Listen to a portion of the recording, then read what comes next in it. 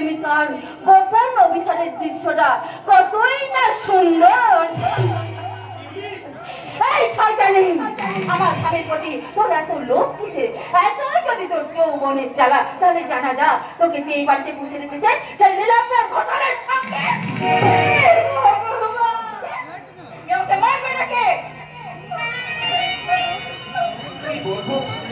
কি বলবো বিউলি, তোমার তোমার সৌভাগ্য ভালো যে আমি শিক্ষিত ভদ্র সন্তান, নইলে নইলে যে মুখ দিয়ে তুমি ওই নোংরা কথাটা উচ্চারণ করেছিলে সেই মুখটা আমি যে পুরুষ বর্তমানে একটা বাজে মেয়ের সঙ্গে ভালোবাসার লুকোচুরি খেলে তার ভদ্রতা বড়াই করে সাজে না। ভালোবাসার লুকোচুরি, এ কথার অর্থ কি বৌদি?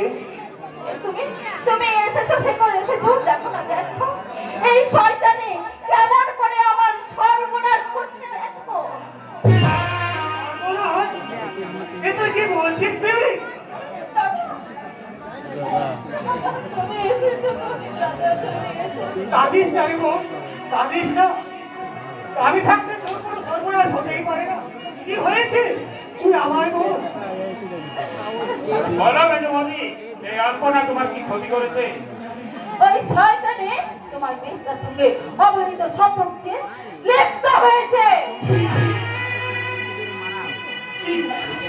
ছি বিউলি ছি, এত নীচ, এত নীচ তুমি, এত নীচ তোমার প্রবৃত্তি। তুমি যে আমার স্ত্রী, এ কথা ভাবতেও আমার ঘৃণা হচ্ছে। আর আমারও ভাবতে লজ্জা হচ্ছে যে তুই আমার দাদা। হ্যাঁ হ্যাঁ হ্যাঁ, আমি তোর দাদা। আর তোর ওই মিথ্যেবাদী বৌদির কথাটা শোনার আগে এই দাদার কথাটা শোনাই তোর উচিত। তুই আর নতুন করে কি শোনাবি? তোদের এই দুজনের অবৈধ প্রেমের ঘটনা।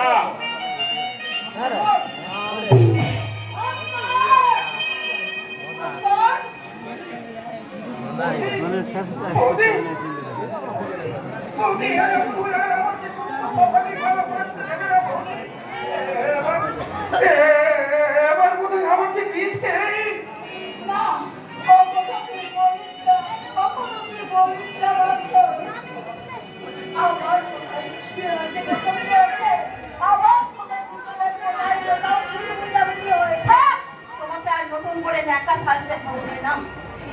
তোমরা স্বামী স্ত্রীতে চুক্তি করে ভাত করবে আমার কাছ থেকে দূরে সরিয়ে দেবার জন্য ওই সন্তানে আলপনাকে ভাত করার পিছনে লেলিয়ে দিয়েছ। আমরা যুক্তি করে ভাত করবে ওই আলপনার পেছনে কি হয়েছে, কি হয়েছে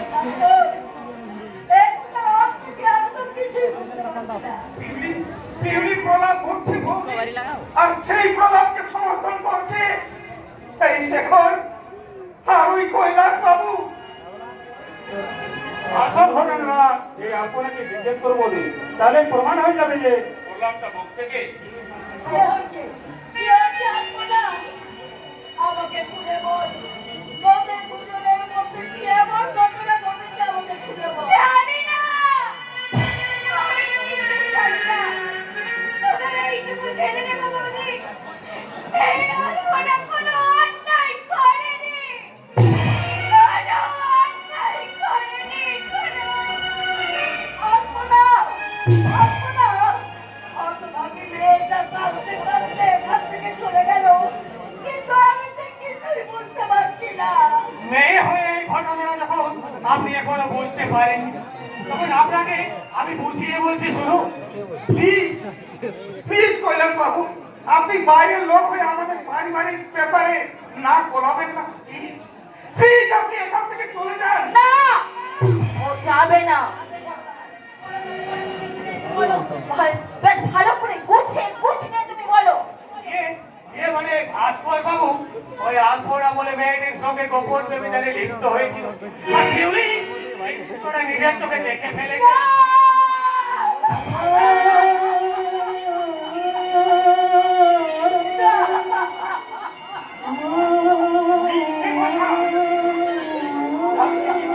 কোনো অন্যায় করতে পারে না।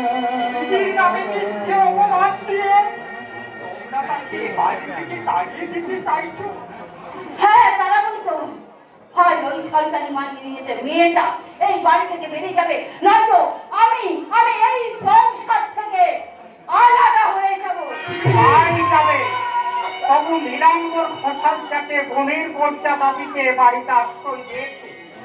কখনো কোনো অবস্থাতেই তাকে সে বাড়ির বাইরে যেতে দেবে না। তা দেবেন কেন? দিনের আলোয় আপনাদের ভাই বোনের সম্পর্কটা যাই হোক না কেন, আর এই রাতের অন্ধকারে গোপন সম্পর্কের সাথে কি ভোলা যায়?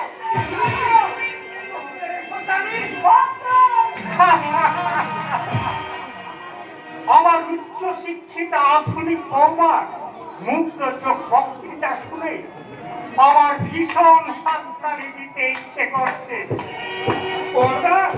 মেজ বৌমা, নিজের চরিত্র দিয়ে কখনো অপরের চরিত্র বিচার করা যায় না, কারণ তোমাদের এই ভাই বোনের সম্পর্কের মতো আমাদের ভাই বোনের সম্পর্কটা এত মধুর নয়। থামা, তোমার অনেক অবাধ্যতা আমরা সহ্য করে এসেছি, কিন্তু আর নয়। এবার আমাদের কথা মতো ওই আলপনাকে এ বাড়ি থেকে তাড়িয়ে দিতে হবে। শেখর, তুই এ কথা বলছিস? কোনদিন আমার সামনে দাঁড়িয়ে কোনো কিছু বলিসনি। সেই শেখর, তুই কিনা আমায় তোমার অনেক অবাধ্যতা আমরা সহ্য করে এসেছি, কিন্তু আর কোনোদিন নয়। সেবার তুই চিনতে পারছো বড় বউ? ও আমাদের সেই শেখর যাকে আমরা কোলে পিঠে করে মানুষ করেছি, যার কান্না থামানোর জন্য আমি সারা পৃথিবীর মাঝ থেকে পদ্ম শালুক তুলে এনে দিয়েছি। সেই শেখর আজ কত বড় হয়ে গেছে বড় বউ। আজ কেমন মানুষের মতো মানুষ হয়েছে। তাই তো আজ দাদা রোমাত্মতার বিচার করছে। শান্ত হও বললাম। ছোটটা না বুঝে হয়তো অন্যায় করে ফেলেছে। না, কোনো অন্যায় আমি প্রশ্রয় দেব না। যতদিন আলপনা এ বাড়িতে থাকবে, যতদিন না আলপনার বিয়ে হয়, ততদিন আলপনা এ বাড়িতে থাকবে। তোরা আমারও শেষ কথাটা শুনে রাখুন নীলাম্বর ঘোষাল। আমরা আজ এই মুহূর্তে এই সংসার থেকে আমরা পৃথক হয়ে গেলাম। এই ঘোষাল বাড়ির এক প্রান্তে থাকবে তোমরা, আর অন্য প্রান্তে থাকবো আমি, এই মেজবাদী আর মেজদা। তাই সকলের সুবিধার্থে এই বাড়িটাকে আমি দুভাগে ভাগ করে দিলাম। এই, চলে এসো তুমি, চলে এসো বলছি, আমাদের কাছে চলে এসো বলছি, তুমি আমাদের কাছে চলে এসো। যেও না মেজদা, তুমি চলে যেও না। তুমি চলে গেলে আমরা যে না খেয়ে শুকিয়ে মরবো। না রে স্বাক্ষর, না। আমি তোদের ছেড়ে কোথাও যাবো না রে স্বাক্ষর। চলে এসো বলছি, চলে এসো। বড়দা, বৌদি, বৌদি। কখনো না, ভেঙ্গা আমাদের ভাগে থাকবে। দাদা, দাদা, চলে এসো। না না না।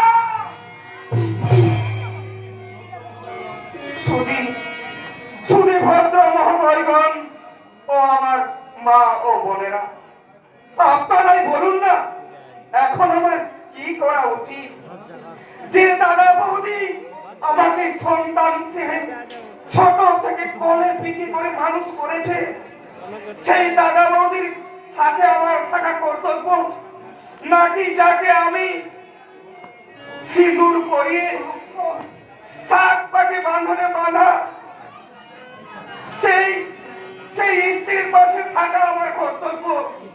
আমি বলছি স্ত্রীর পাশে থাকাই স্বামীর একমাত্র কর্তব্য। ঠিক বলেছেন মাননীয় কৈলাস বাবু। বিউলির সঙ্গে আমার সাত পাকে বাঁধানো চার কলি মন্ত্রের সম্পর্ক আর আমার দাদার সঙ্গে রক্তের সম্পর্ক, কিন্তু কিন্তু আমার বিবেকের কাছে ওই 2-4 দিনের 7 পাকের বাঁধানো সম্পর্কের চেয়ে জন্ম জন্মান্তরের রক্তের সম্পর্কের মূল্য অনেক অনেক বেশি। তাই তো আমি সেই রক্তের সম্পর্কের টানেই আমি আমার দাদা বলির কাছে আশ্রয় নিলাম।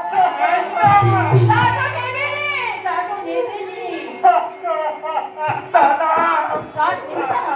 তা না নিলে আপনার মতো ওই রূপসী বৌদি রূপ রূপ রূপ যৌবনে ভাগটা পাবে কেমন করে?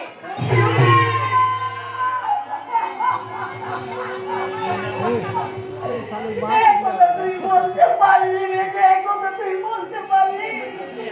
যাকে আমি সন্তানকে মানুষ করেছি, তার সঙ্গে আমি কিনা পুরস্কার পুরস্কার বড় বউ, পুরস্কার গোপর স্নেহ মায়া মমতার পুরস্কার।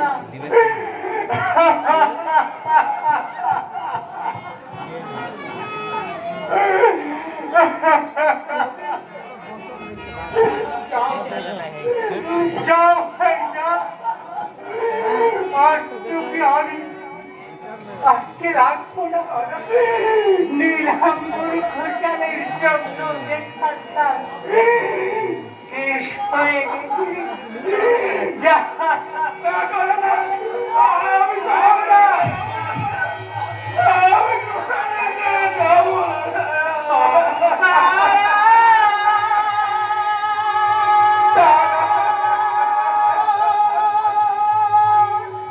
দুটি ভাগ হয়ে গেল,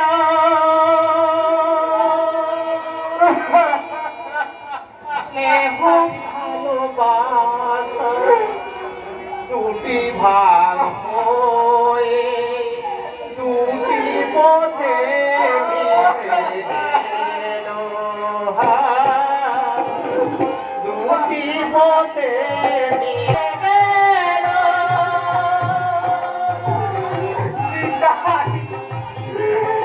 আমার সংসারটা ভেঙে গেল রে।